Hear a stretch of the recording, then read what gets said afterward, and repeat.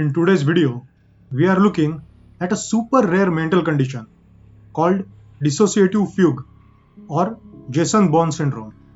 The person who was suffering from this was Hannah Upp. Her mysterious disappearances and reappearances baffle us till this day, and her last disappearance was so weird that it will shock you. Before we head into our today's story, if you are new to our channel, please hit that red button and turn on all the notifications. And also, there's a little play button hidden in the video.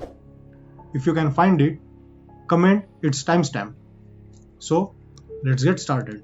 There doesn't seem to have been anything particularly odd or off about Hannah Upp at first glance. Back in 2008, she was a normal school teacher at the Thurgood Marshall Academy, a public school in Harlem. And she had never had any family problems or mental or behavioral disorders. Nor did she abuse drugs or alcohol. Indeed, she was mostly described as an intelligent, friendly, and outgoing, fun-loving sort. She was mostly described as the life of the party by friends and had a happy life with no known enemies. So it was very odd when she left her apartment in Manhattan, New York, on one fine day in August of 2008 for her usual jog and never came back. When the next day came with still no sign or word from her, friends contacted the police and they found her apartment to be completely in order and all of her belongings where they should be, including her purse, wallet, cash, passport, and cell phone. She was obviously hadn't planned to be gone long. So where was she? No one had a clue. As the days went by with no further sign of Hannah, police started to believe that she had possibly been murdered or kidnapped, and an investigation was launched. That was when things would get strange.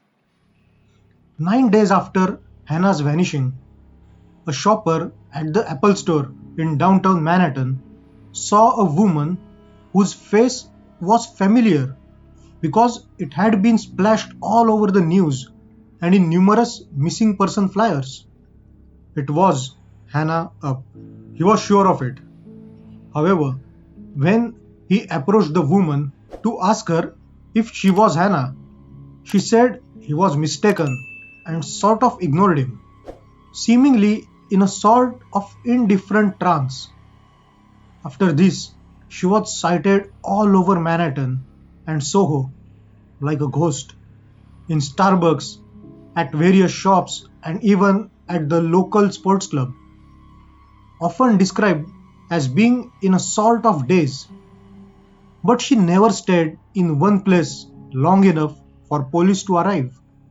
In the meantime, the investigation was going nowhere, and there were no leads at all except for all the mysterious sightings of the woman in coming days. Then, in September of 2008, a full 3 weeks after Hannah's disappearance, there would be an unusual discovery made in southern Manhattan. On September 16, 2008, two men working at a ferry dock on the river near the Statue of Liberty spotted something bobbing about in the water, which they soon realized was a person. The deckhands went out in a rescue boat expecting to find a dead body. Yet, while the woman was in the water face down and still and inert, when they pulled her out, they were surprised to see that she was still alive. Even more bizarre was that this woman was the missing Hannah Upp. She was rushed to the hospital, where she was found to have mild hypothermia, dehydration, and severe sunburn. As soon as she was lucid enough to talk, things got even weirder when she talked to police and expressed utter surprise that 3 weeks had passed. Hannah claimed that the last thing she remembered was leaving to go on her jog, and that she had no memory at all of where she had been the whole time she was missing, no recollection of shopping around Manhattan. And indeed, she seemed almost skeptical that so much time had passed, as if she thought the police were pulling her leg. For her, it seemed like only about 10 minutes had passed. That night, Hannah allegedly talked in her sleep and said something about being in a lighthouse. But the next morning, when her mother asked her about it, she couldn't remember saying it at all. After intensive questioning and a series of neurological tests turning up nothing unusual, the best police and doctors could come up with was that Hannah was suffering from what is called dissociative fugue, also popularly known as Jason-Bourne syndrome. It is a very rare and poorly understood condition in which the sufferer will lose awareness of their identity or other important autobiographical information for a duration of time, although they still maintain the ability to function and survive, often going off on unplanned trips and creating new identities during these episodes. The victim will usually sort of wake up in an unfamiliar places and have no memory of the time they were in the fugue state, which can be disorienting since it can last for hours, days, weeks, or even longer.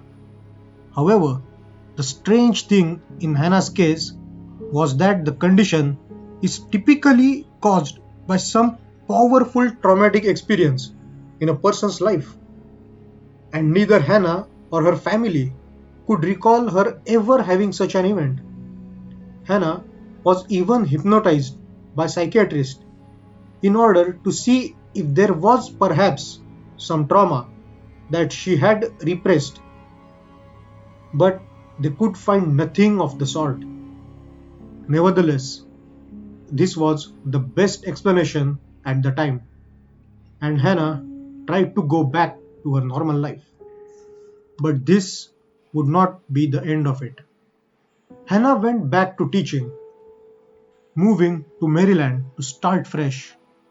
And at first, there was no problem, no further psychological issues, and things seemed to be getting back to the way they had been. Then, in September of 2013, 5 years after she had first gone missing, she disappeared again. It began with Hannah's mother being called by police to inform her that Hannah's wallet and phone had been found eerily lying in the middle of a wooded footpath in Kensington. But there was no sign of the woman herself. This time, she was missing for 2 days, eventually making her way back home on her own after waking like in a shallow creek with an empty shopping cart next to her. Once again, she had no memory of where she had been or what she had done during her missing time. Interestingly, both of these disappearances so far happened in September and both involved water, although it is unclear what connections these have. However, her next disappearing act would also happen in September and also involve water. An year after this second incident, Hannah made the bold move of moving to St. Thomas in Virgin Islands in the Caribbean, again finding a job as a teacher. Again, things seemed to be back to normal, and although she would survive 2 hurricanes while on the island, she seemed mostly happy and expressed to friends and family that she intended to stay there. Then, on September 17th, 2017, Hannah casually told her housemates that she was going to work and never came back. When she did not return the next day and it turned out she had never arrived at work, her friends went looking for her and found her clothes neatly folded on a beach and her car keys lying nearby. And her car was found in the parking lot with her purse, wallet, and cell phone inside. Why had she removed her clothes? And where had she gone naked? Had she gone swimming or snorkeling? No one knew. A search party was mounted with boats and helicopters, but no sign of Hannah could found. Hospitals, homeless shelters, and even morgues were scoured all over the island. The thought being that on such a small island, some sign of her would have to turn up, but there was nothing. It seemed as if she had vanished without a trace yet again. If this was another fugue episode, it is one that she has not yet snapped out of, as she has never returned. As with her first disappearance, there have been several sightings of Hannah around the island, including a report that she had been seen panhandling at the marina and another sighting of her lurking around a homeless shelter. In every case, apparently in a sort of zombie like trance. But these have led nowhere. Hannah Upp's story has been made into a documentary entitled Vanished in Paradise, and her friends and family have still not given up hope that she is alive out there, perhaps living a new life with no recollection of who she is.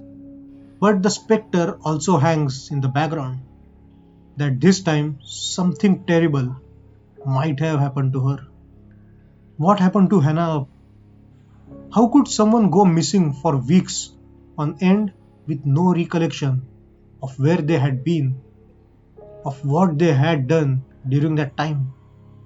Was this a psychological disorder or something completely else? What is the significance of the disappearance?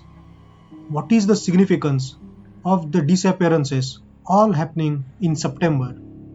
Their association with water, and the fact that all her clothes were neatly arranged on the beach like that on her last known day upon this earth.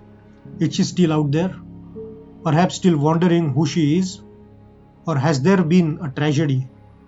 We may never know the answers to these questions, and Hannah Upp remains missing, a strange case unexplained. So, what do you think about Hannah Upp's case? Is she still alive? Let me know your thoughts down below in the comments. Also, if you are new to our channel, please hit that red button and turn on all the notifications. Also, if you like to hear and see such mysterious and strange cases, you can follow the link of the playlist in the description. Till then, take care.